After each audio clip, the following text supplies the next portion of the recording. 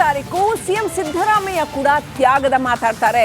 ಯಾತಕ್ಕೋಸ್ಕರ ಹಾಗಾದ್ರೆ ಸಿಎಂ ಸಿದ್ದರಾಮಯ್ಯ ತ್ಯಾಗದ ಮಾತನಾಡಿದ್ರು?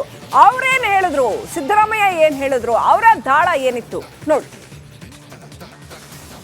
ಸೋನಿಯಾ ಗಾಂಧಿ ಅವರು ತ್ಯಾಗ ಮಾಡಿದ್ದಾರೆ, ರಾಹುಲ್ ಗಾಂಧಿ ಅವರು ತ್ಯಾಗ ಮಾಡಿದ್ದಾರೆ. ನಾವು ಕೂಡ ಅದೇ ದಾರಿನಲ್ಲಿ ನಡೀತಕ್ಕಂಥ ಪ್ರಾಮಾಣಿಕ ಪ್ರಯತ್ನವನ್ನು ಮಾಡಬೇಕು. ಸೋನಿಯಾ ಗಾಂಧಿ ಅವರು ತ್ಯಾಗ ಮಾಡಿದ್ದಾರೆ, ರಾಹುಲ್ ಗಾಂಧಿ ಅವರು ತ್ಯಾಗ ಮಾಡಿದ್ದಾರೆ. ನಾವು ಕೂಡ ಅದೇ ದಾರಿನಲ್ಲಿ ನಡೀತಕ್ಕಂಥ ಪ್ರಾಮಾಣಿಕ ಪ್ರಯತ್ನವನ್ನು ಮಾಡಬೇಕು. ಸೋನಿಯಾ ಗಾಂಧಿ ಮುಖ್ಯಮಂತ್ರಿಗಳು ನಾವು ಸಹ ಅಂತ ಯಾರಿಗೆ ಹೇಳ್ತಾ ಇದ್ದಾರೆ ಇಲ್ಲಿ?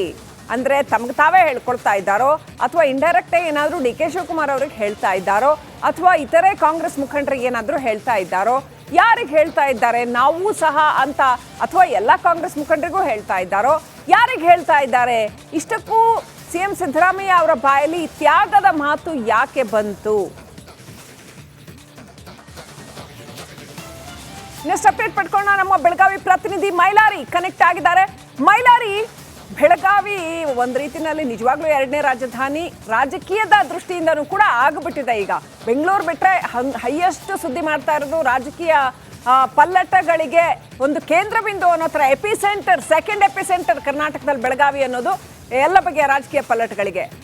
ಈಗ ಡಿ ಕೆ ಶಿವಕುಮಾರ್ ಕೂಡ ಮೊನ್ನೆ ಸಿಎಂ ತ್ಯಾಗದ ಬಗ್ಗೆ ಮಾತನಾಡಿದ್ರು. ನಾವು ಸೋನಿಯಾ ಗಾಂಧಿ ಅವ್ರ ತರ ತ್ಯಾಗದ ಹಾದಿಲಿ ನಡಿಬೇಕು ಅಂತ.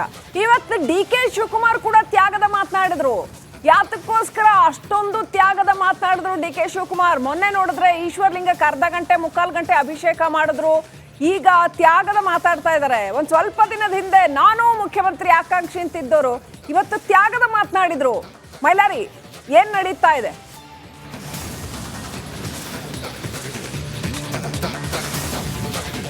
ಖಂಡಿತ ಶ್ರೀಲಕ್ಷ್ಮಿ, ರಾಜ್ಯದಲ್ಲಿ ಕಳೆದ 2-3 ತಿಂಗಳಿಂದ ಸಿಎಂ ಬದಲಾವಣೆ ಇರ್ಬೋದು, ಜೊತೆಗೆ DCM ಏನು KPCC ಅಧ್ಯಕ್ಷಗಾದಿ ಬದಲಾವಣೆ ಚರ್ಚೆಗಳು ಕೂಡ ನಡೀತಿದೆ. ಈ ಮಧ್ಯೆ DCM ಸಿಎಂ ಸಿದ್ದರಾಮಯ್ಯ ಅವರು ಕೂಡ ತ್ಯಾಗದ ಮಾತನ್ನು ಕೂಡ ಹೇಳಿದರು. ಜೊತೆಗೆ ಈಗ ಇವತ್ತು ಡಿ ಕೆ ಶಿವಕುಮಾರ್ ಅವರು ತ್ಯಾಗದ ಮಾತನ್ನು ಕೂಡ ಹೇಳಿರುವಂಥದ್ದು. ನಾನು ಎಂತೆಂಥ ಸಂದರ್ಭದಲ್ಲಿ ಕೂಡ ತ್ಯಾಗವನ್ನು ಮಾಡಿಕೊಂಡು ಬಂದಿದ್ದೇನೆ, ಜೊತೆಗೆ ಮೈತ್ರಿ ಸರ್ಕಾರದ ಅವಧಿಯಲ್ಲಿ ಕೂಡ ತ್ಯಾಗವನ್ನು ಮಾಡಿಕೊಂಡು ಬಂದೇನೆ, ಧರ್ಮ್ ಸಿಂಗ್ ಅವಧಿಯಲ್ಲಿ ಕೂಡ ದಮ್ ತಡೆದುಕೊಂಡು ತ್ಯಾಗವನ್ನು ಮಾಡಿದ್ದೇನೆ, ಜೊತೆಗೆ ಹಿಂದಿನ ಸಿದ್ದರಾಮಯ್ಯ ಸರ್ಕಾರದ ಅವಧಿಯಲ್ಲಿ ಕೂಡ ತ್ಯಾಗವನ್ನು ಮಾಡಿದ್ದೇನೆ, ಜೊತೆಗೆ ಈಗಿನ ಅವಧಿಯಲ್ಲಿ ಕೂಡ ತ್ಯಾಗವನ್ನು ಮಾಡಿದ್ದೇನೆ ಅನ್ನೋ ದಾಟಿಯಲ್ಲಿ ಕೂಡ ಇವತ್ತು ಹೇಳಿಕೆಯನ್ನು ಕೊಟ್ಟಿದ್ದಾರೆ. ಮತ್ತು ನಾವು ಕೂಡ ಮಾಧ್ಯಮಗಳು ಒಂದು ಪ್ರತಿಕ್ರಿಯೆಯನ್ನು ಅವ್ರನ್ನ ಕೇಳ್ತೇವೆ. ತ್ಯಾಗದ ಪ್ರತಿಫಲ ಯಾವಾಗ ಅನ್ನೋ ಒಂದು ಪ್ರಶ್ನೆಯನ್ನು ಕೂಡ ಅವರ ಮುಂದಿಟ್ಟಂಥ ಸಂದರ್ಭದಲ್ಲಿ ನನಗೆ ಏನು ಅದರ ಅವಶ್ಯಕತೆ ಇಲ್ಲ, ಜನರಿಗೆ ಒಳ್ಳೆಯದಾಗ್ತಿದೆ ಅದು ಸಾಕು ಅನ್ನೋ ನಿಟ್ಟಿನಲ್ಲಿ ಕೂಡ ಹೇಳ್ತಿರುವಂಥದ್ದು. ಮತ್ತು ರಾಜ್ಯ ಬನ ಬಡಿದಾಟಕ್ಕೂ ಕೂಡ ಅವರು ಪ್ರತಿಕ್ರಿಯೆಯನ್ನು ಕೂಡ ನೀಡಿರುವಂಥದ್ದು. ಯಾವುದೇ ರೀತಿಯಾದಂಥ ಬನ ಬಡಿದಾಟ ನಮ್ಮ ಪಕ್ಷದಲ್ಲಿ ಇಲ್ಲ ಅನ್ನೋ ಒಂದು ಮಾತನ್ನು ಕೂಡ ಹೇಳಿರುವಂಥದ್ದು. ಒಟ್ಟಾರೆ ಇಬ್ಬರು ನಾಯಕರು ಕೂಡ ಸದ್ಯ ತ್ಯಾಗದ ಮಾತನ್ನು ಕೂಡ ಹೇಳ್ತಿರುವಂಥದ್ದು. ಇಬ್ಬರು ಕೂಡ ಯಾವ ದಾಟಿ ಅಂದರೆ ಇದರ ಹಿಂದಿನ ಮರ್ಮ ಏನು ಅನ್ನೋದ್ರ ಕೂಡ ಇದರ ಹಿಂದಿನ ಮರ್ಮದ ಬಗ್ಗೆ ಕೂಡ ಸಾಕಷ್ಟು ಕುತೂಹಲ ಕೂಡ ಇರುವಂಥದ್ದು. ಒಟ್ಟಾರೆ ರಾಜ್ಯ ರಾಜಕಾರಣದಲ್ಲಿ ಇಬ್ಬರು ನಾಯಕರ ಈ ತ್ಯಾಗದ ಮಾತುಗಳು ಸಾಕಷ್ಟು ಚರ್ಚೆಯನ್ನು ಕೂಡ ಹುಟ್ಟುಹಾಕಿ. 3ನೇ ತಾರೀಕು ಸಿಎಂ ಸಿದ್ದರಾಮಯ್ಯ ಕೂಡ ತ್ಯಾಗದ ಮಾತಾಡ್ತಾರೆ. ಯಾತಕ್ಕೋಸ್ಕರ ಹಾಗಾದ್ರೆ ಸಿಎಂ ಸಿದ್ದರಾಮಯ್ಯ ತ್ಯಾಗದ ಮಾತನಾಡಿದ್ರು? ಅವ್ರೇನ್ ಹೇಳಿದ್ರು? ಸಿದ್ದರಾಮಯ್ಯ ಏನ್ ಹೇಳಿದ್ರು? ಅವರ ದಾಳ ಏನಿತ್ತು ನೋಡಿ. ಸೋನಿಯಾ ಗಾಂಧಿ ಅವರು ತ್ಯಾಗ ಮಾಡಿದ್ದಾರೆ, ರಾಹುಲ್ ಗಾಂಧಿ ಅವರು ತ್ಯಾಗ ಮಾಡಿದ್ದಾರೆ. ನಾವು ಕೂಡ ಅದೇ ದಾರಿನಲ್ಲಿ ನಡೀತಕ್ಕಂಥ ಪ್ರಾಮಾಣಿಕ ಪ್ರಯತ್ನವನ್ನು ಮಾಡಬೇಕು. ಸೋನಿಯಾ ಗಾಂಧಿ ಅವರು ತ್ಯಾಗ ಮಾಡಿದ್ದಾರೆ, ರಾಹುಲ್ ಗಾಂಧಿ ಅವರು ತ್ಯಾಗ ಮಾಡಿದ್ದಾರೆ. ನಾವು ಕೂಡ ಅದೇ ದಾರಿನಲ್ಲಿ ನಡೀತಕ್ಕಂಥ ಪ್ರಾಮಾಣಿಕ ಪ್ರಯತ್ನವನ್ನು ಮಾಡಬೇಕು. ಸೋನಿಯಾ ಗಾಂಧಿ ಮುಖ್ಯಮಂತ್ರಿಗಳು ನಾವು ಸಹ ಅಂತ ಯಾರಿಗೆ ಹೇಳ್ತಾ ಇದ್ದಾರೆ ಇಲ್ಲಿ? ಅಂದ್ರೆ ತಮ್ಗೆ ತಾವೇ ಹೇಳ್ಕೊಳ್ತಾ ಇದ್ದಾರೋ ಅಥವಾ ಇಂಡೈರೆಕ್ಟ್ ಏನಾದರೂ ಡಿ ಕೆ ಶಿವಕುಮಾರ್ ಅವ್ರಿಗೆ ಹೇಳ್ತಾ ಇದ್ದಾರೋ ಅಥವಾ ಇತರೆ ಕಾಂಗ್ರೆಸ್ ಮುಖಂಡರಿಗೆ ಏನಾದರೂ ಹೇಳ್ತಾ ಇದ್ದಾರೋ? ಯಾರಿಗೆ ಹೇಳ್ತಾ ಇದ್ದಾರೆ ನಾವು ಸಹ ಅಂತ? ಅಥವಾ ಎಲ್ಲ ಕಾಂಗ್ರೆಸ್ ಮುಖಂಡರಿಗೂ ಹೇಳ್ತಾ ಇದ್ದಾರೋ? ಯಾರಿಗೆ ಹೇಳ್ತಾ ಇದ್ದಾರೆ? ಇಷ್ಟಕ್ಕೂ ಸಿಎಂ ಸಿದ್ದರಾಮಯ್ಯ ಅವರ ಬಾಯಲ್ಲಿ ತ್ಯಾಗದ ಮಾತು ಯಾಕೆ ಬಂತು? ನೆಕ್ಸ್ಟ್ ಅಪ್ಡೇಟ್ ಪಡ್ಕೊಳ್ಳೋಣ. ನಮ್ಮ ಬೆಳಗಾವಿ ಪ್ರತಿನಿಧಿ ಮೈಲಾರಿ ಕನೆಕ್ಟ್ ಆಗಿದ್ದಾರೆ. ಮೈಲಾರಿ, ಬೆಳಗಾವಿ ಒಂದ್ ರೀತಿನಲ್ಲಿ ನಿಜವಾಗ್ಲೂ ಎರಡನೇ ರಾಜಧಾನಿ ರಾಜಕೀಯದ ದೃಷ್ಟಿಯಿಂದನೂ ಕೂಡ ಆಗ್ಬಿಟ್ಟಿದೆ. ಈಗ ಬೆಂಗಳೂರು ಬಿಟ್ರೆ ಹೈಯೆಸ್ಟ್ ಸುದ್ದಿ ಮಾಡ್ತಾ ಇರೋದು ರಾಜಕೀಯ ಪಲ್ಲಟಗಳಿಗೆ ಒಂದು ಕೇಂದ್ರ ಬಿಂದು ಅನ್ನೋ ಥರ ಎಪಿಸೆಂಟರ್, ಸೆಕೆಂಡ್ ಎಪಿಸೆಂಟರ್ ಕರ್ನಾಟಕದಲ್ಲಿ ಬೆಳಗಾವಿ ಅನ್ನೋದು ಎಲ್ಲ ಬಗೆಯ ರಾಜಕೀಯ ಪಲ್ಲಟಗಳಿಗೆ. ಈಗ DK ಶಿವಕುಮಾರ್ ಕೂಡ ಮೊನ್ನೆ CM ತ್ಯಾಗದ ಬಗ್ಗೆ ಮಾತನಾಡಿದ್ರು. ನಾವು ಸೋನಿಯಾ ಗಾಂಧಿ ಅವ್ರ ತರ ತ್ಯಾಗದ ಹಾದಿಲಿ ನಡಿಬೇಕು ಅಂತ. ಇವತ್ತು DK ಶಿವಕುಮಾರ್ ಕೂಡ ತ್ಯಾಗದ ಮಾತನಾಡಿದ್ರು. ಯಾತಕ್ಕೋಸ್ಕರ ಅಷ್ಟೊಂದು ತ್ಯಾಗದ ಮಾತನಾಡಿದ್ರು DK ಶಿವಕುಮಾರ್? ಮೊನ್ನೆ ನೋಡಿದ್ರೆ ಈಶ್ವರ್ಲಿಂಗಕ್ಕೆ ಅರ್ಧ ಗಂಟೆ ಮುಕ್ಕಾಲು ಗಂಟೆ ಅಭಿಷೇಕ ಮಾಡಿದ್ರು. ಈಗ ತ್ಯಾಗದ ಮಾತಾಡ್ತಾ ಇದ್ದಾರೆ. ಒಂದ್ ಸ್ವಲ್ಪ ದಿನದ ಹಿಂದೆ ನಾನು ಮುಖ್ಯಮಂತ್ರಿ ಆಕಾಂಕ್ಷಿ ಅಂತಿದ್ದವರು ಇವತ್ತು ತ್ಯಾಗದ ಮಾತನಾಡಿದ್ರು.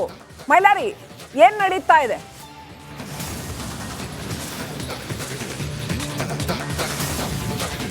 ಖಂಡಿತ ಶ್ರೀಲಕ್ಷ್ಮಿ, ರಾಜ್ಯದಲ್ಲಿ ಕಳೆದ 2-3 ತಿಂಗಳಿಂದ CM ಬದಲಾವಣೆ ಇರ್ಬೋದು, ಜೊತೆಗೆ DCM ಏನು KPCC ಅಧ್ಯಕ್ಷಗಾದಿ ಬದಲಾವಣೆ ಚರ್ಚೆಗಳು ಕೂಡ ನಡೀತಿದೆ. ಈ ಮಧ್ಯೆ DCM CM ಸಿದ್ದರಾಮಯ್ಯ ಅವರು ಕೂಡ ತ್ಯಾಗದ ಮಾತನ್ನು ಕೂಡ ಹೇಳಿದರು. ಜೊತೆಗೆ ಈಗ ಇವತ್ತು DK ಶಿವಕುಮಾರ್ ಅವರು ತ್ಯಾಗದ ಮಾತನ್ನು ಕೂಡ ಹೇಳಿರುವಂಥದ್ದು. ನಾನು ಎಂತೆಂಥ ಸಂದರ್ಭದಲ್ಲಿ ಕೂಡ ತ್ಯಾಗವನ್ನು ಮಾಡಿಕೊಂಡು ಬಂದಿದ್ದೇನೆ, ಜೊತೆಗೆ ಮೈತ್ರಿ ಸರ್ಕಾರದ ಅವಧಿಯಲ್ಲಿ ಕೂಡ ತ್ಯಾಗವನ್ನು ಮಾಡಿಕೊಂಡು ಬಂದಿದ್ದೇನೆ, ಧರ್ಮ್ ಸಿಂಗ್ ಅವಧಿಯಲ್ಲಿ ಕೂಡ ದಮ್ ತಡೆದುಕೊಂಡು ತ್ಯಾಗವನ್ನು ಮಾಡಿದ್ದೇನೆ, ಜೊತೆಗೆ ಹಿಂದಿನ ಸಿದ್ದರಾಮಯ್ಯ ಸರ್ಕಾರದ ಅವಧಿಯಲ್ಲಿ ಕೂಡ ತ್ಯಾಗವನ್ನು ಮಾಡಿದ್ದೇನೆ, ಜೊತೆಗೆ ಈಗಿನ ಅವಧಿಯಲ್ಲಿ ಕೂಡ ತ್ಯಾಗವನ್ನು ಮಾಡಿದ್ದೇನೆ ಅನ್ನೋ ದಾಟಿಯಲ್ಲಿ ಕೂಡ ಇವತ್ತು ಹೇಳಿಕೆಯನ್ನು ಕೊಟ್ಟಿದ್ದಾರೆ. ಮತ್ತು ನಾವು ಕೂಡ ಮಾಧ್ಯಮಗಳು ಒಂದು ಪ್ರತಿಕ್ರಿಯೆಯನ್ನು ಅವ್ರನ್ನ ಕೇಳ್ತೇವೆ. ತ್ಯಾಗದ ಪ್ರತಿಫಲ ಯಾವಾಗ ಅನ್ನೋ ಒಂದು ಪ್ರಶ್ನೆಯನ್ನು ಕೂಡ ಅವರ ಮುಂದಿಟ್ಟಂಥ ಸಂದರ್ಭದಲ್ಲಿ ನನಗೆ ಏನು ಅದರ ಅವಶ್ಯಕತೆ ಇಲ್ಲ, ಜನರಿಗೆ ಒಳ್ಳೆಯದಾಗ್ತಿದೆ ಅದು ಸಾಕು ಅನ್ನೋ ನಿಟ್ಟಿನಲ್ಲಿ ಕೂಡ ಹೇಳ್ತಿರುವಂಥದ್ದು. ಮತ್ತು ರಾಜ್ಯ ಬನ ಬಡಿದಾಟಕ್ಕೂ ಕೂಡ ಅವರು ಪ್ರತಿಕ್ರಿಯೆಯನ್ನು ಕೂಡ ನೀಡಿರುವಂಥದ್ದು. ಯಾವುದೇ ರೀತಿಯಾದಂಥ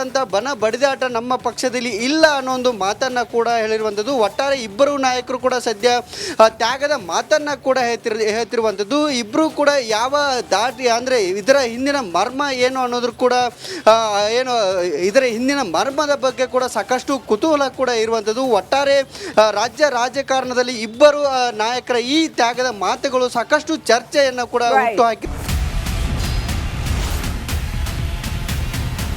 ಪರಿಷತ್ ಕಲಾಪದಲ್ಲಿ ಪ್ರತಿಧ್ವನಿಸಿದೆ ಕಣ್ಣೀರ ಖಾನಾಪುರ. ರಿಪಬ್ಲಿಕ್ ಕನ್ನಡ ಸುದ್ದಿವಾಹಿನಿ ತಂಡ ಕಣ್ಣೀರ ಖಾನಾಪುರ ಅಭಿಯಾನದ ಮೂಲಕ ಒಂದು ಗ್ರೌಂಡ್ ರಿಪೋರ್ಟ್ ಮಾಡಿ ಕಾಡಂಚಿನ ಜನರ ಬದುಕು ಬವಣೆಯನ್ನು ತೆರೆದಿಟ್ಟಿದೆ.